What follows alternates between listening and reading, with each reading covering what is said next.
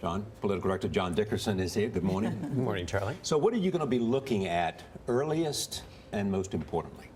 Well, earliest, I think North Carolina, because it's one place Democrats think they can do well, and it's one of those four battleground states, if you think of North Carolina, Iowa, Colorado, and New Hampshire, that are being fought over. The other batch we look at are the kind of red states where we think Republicans will do well. But if Democrats can hold on in North Carolina, then it means it will be a less big night for Republicans. If Democrats lose North Carolina, then it's going to be a tough night. So that's just an early state to watch. Later states, Colorado, because that's another key battleground. We're going to talk about that a lot in 2016.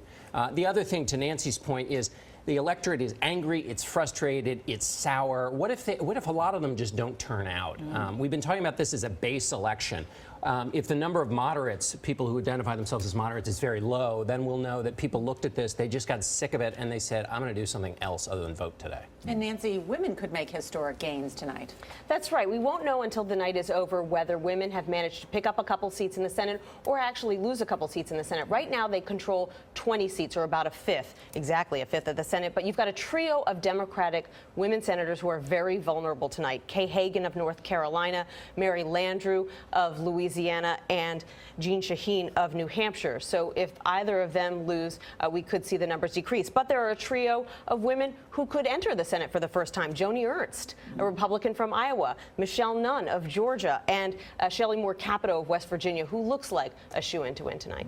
John, you touched on it, that voters are just really sick of everybody. In your piece, Nancy, you said it's been the least productive Congress. So if the Republicans take over the Senate, what is likely to change?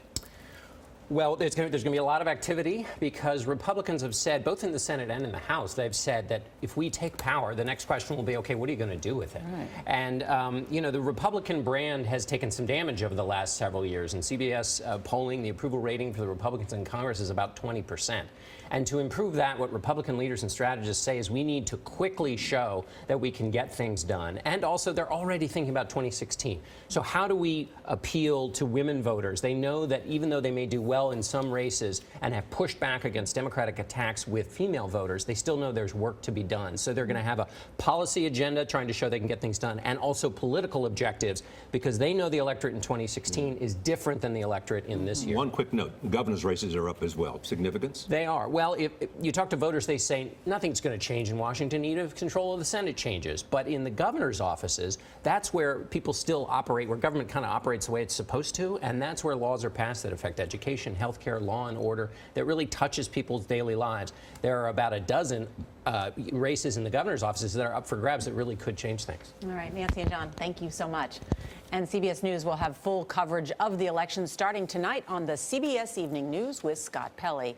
We'll bring you campaign 2014 updates during the evening, plus Scott and I will anchor a one-hour primetime special. Nancy and John will be there, along with Charlie and Gail, Bob Schieffer, Bill Whitaker, Anthony Mason, and more. That's tonight, right here on CBS.